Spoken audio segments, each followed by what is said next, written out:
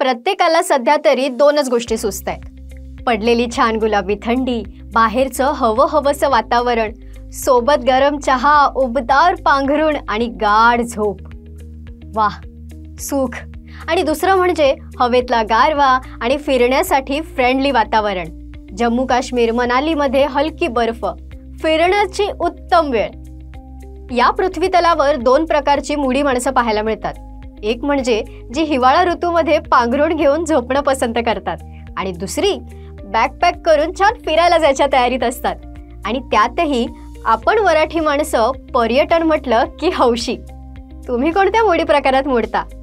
जर तुमचा फिरायचा मूड होत असेल आणि तुम्ही त्यासाठी भारतात किंवा भारताबाहेर फिरण्याचा प्लॅन करत असाल तर हा व्हिडिओ तुमच्यासाठीच. जगभर हसू आणि आनंद पसरवण्याचा विश्वास ही टॅगलाईन असलेली, शून्यातून उभारलेली आणि त्यातही मराठी माणसाने स्थापन केलेली केसरी टूर्स अँड ट्रॅव्हल्स कंपनी. चला जाणून घेऊया शून्यातून उभारलेल्या मराठी कुटुंबाचा प्रवास. फॅमिली प्रॉमिस देणारे Kesari the world class travel company, जे फक्त डोमेस्टिकच नाहीत तर इंटरनॅशनल पॅकेज सुद्धा प्रोव्हाइड करतात. आतापर्यंत त्यांनी जवळजवळ 1,00,000 लोकांना सर्व्हिस दिली आहे. 400 टूर मॅनेजर्ससह 900 प्रवासी व्यावसायिकांची डेडिकेटेड टीम, जिला आज 40 वर्ष पूर्ण झालेली आहेत. ही कंपनी विकसित डेस्टिनेशन मॅनेजमेंट कंपनी म्हणून ओळखली जाते. तसंच भारत सरकार मान्य आणि पर्यटन मंत्रालय मान्य आहे. आतापर्यंत 500 कोटींचा टर्नओव्हर केलेला आहे. त्यांच्या ऑफिशियल वेबसाईटनुसार पुढे त्यांचं टार्गेट 575 कोटी ते 600 कोटी असणार आहे. ही माहिती त्यांच्या वेबसाईटवर सुद्धा पाहायला मिळते. भारतभर यांची 29 ऑफिसेस आहेत. IATO, IATA, TAAI, TAFI, ASTA यासारख्या सर्वोच्च संस्थांचे ते सदस्य आहेत.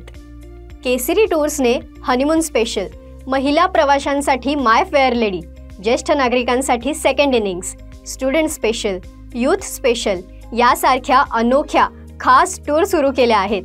MIC म्हणजेच मीटिंग्स, इन्सेंटिव्स, कॉन्फरन्स, एक्झिबिशन्स, कॉर्पोरेट प्रवास आणि बरंच काही. केसरी टूर्सना आतापर्यंत 15 ते 20 अवॉर्ड्स मिळालेत. त्यातला हा एक निवडक अवॉर्ड फ्रेंड्स ऑफ थायलंड पुरस्कार. बँकॉक कन्व्हेन्शन सेंटर येथे थायलंडच्या पर्यटन मंत्र्यांच्या हस्ते केसरी टूर्सला प्रायव्हेट लिमिटेडचे MD हा पुरस्कार मिळालेला आहे. भारतातील एकमेव कंपनीला हा सन्मान मिळाला आहे. व्यवसाय करायला वयाची मर्यादा नसते, पण व्यवसायाला मागणी असते ती जिद्द, चिकाटी आणि धैर्य. हे गुण अंगवळणी असणं गरजेचं असतं. ज्या वयात माणसं रिटायर्ड व्हायच्या वाटेवर असतात त्या वयात त्यांनी धाडसी पाऊल उचललं. व्यवसाय चालणार की नाही या विचारांना बळी न पडता त्यांनी वयाच्या 50व्या वर्षी म्हणजे 1959 मध्ये 10x10च्या माटुंगा चाळीतल्या खोलीतून स्वतंत्र केसरी टूर आणि ट्रॅव्हल्सचा श्री गणेशा केला. उतरणीच्या वयात निर्माण केलेल्या या साम्राज्याची आज जगभर चर्चा आहे.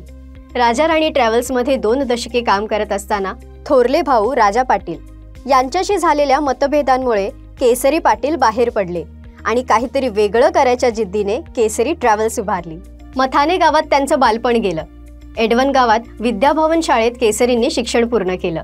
नंतर त्याच शाळेत पुढे इतिहास आणि भूगोल या विषयांचे शिक्षक म्हणून रुजू झाले. खेडेगावात हायस्कूलची सोय नव्हती. पालघरला हायस्कूल होतं पण राहायला जागा नव्हती. आत्याकडे राहून RP वाघ हायस्कूलमधून त्यांनी पुढील शिक्षण घेतलं. त्यांचे वडील सामाजिक कार्यात अग्रगण्य होते. त्यांनी वडिलांनी दिलेल्या बाळकडूचा पुरेपूर वापर केला. केसरी लहान असताना त्यांच्या घरी केसरी, लोकमान्य, चित्रमय जगत, उद्यम, किर्लोस्कर, मनोहर स्त्री ही मासिकं नियमितपणे पोस्टाने यायची आणि याच मिळालेल्या निकोप वातावरणामुळे त्यांनी हे यश गाठलं. केसरी टूरच्या सुरुवातीच्या काळात त्यांच्या हाती फक्त अनुभव होता. कॉम्प्युटराइज रेल्वे स्टेशन्स नव्हते. 2 महिन्या अगोदर तिकीट बुक करावं लागायचं. त्यामुळे सुरुवातीला प्रवाशांच्या तिकिटासाठी विटी ते चर्चगेट रात्रभर थांबावं लागायचं. पदाचा विचार न करता मायबाप मांडणाऱ्या पर्यटकांसाठी त्यांनी मेहनत घेतली. केसरी पाटील यांना 4 अपत्य आहेत. मोठी मुलगी वीणा पाटील यांनी स्वतःची स्वतंत्र ट्रॅव्हल कंपनी वीणा वर्ल्ड स्थापित केली. याचा टर्नओव्हर 1 कोटी ते 100 कोटी इतका आहे. केसरी उभं राहण्यामागे त्यांचा सुद्धा मोलाचा वाटा आहे. शैलेश पाटील हे आत्ताचे MD आहेत. झेलम चौबळ या एक्झिक्युटिव्ह डायरेक्टर आहेत. तर हिमांशू पाटील केसरी ट्रॅव्हल्सचे डायरेक्टर आहेत. त्यांनी prime time, take care good night यासारख्या मराठी चित्रपटांना प्रोड्यूस केलंय. केसरी पाटील लिखित प्रवास एका प्रवासाचा हे पुस्तक त्यांनी प्रकाशित केलं आहे. असं म्हणतात, मराठी माणसाने व्यवसाय करायचा विचार केला किंवा पाऊल उचललं तर तो व्यवसायात पडला असं म्हणतात. पण केसरी पाटील यांनी हे विधान पार खोडून टाकलेलं आहे.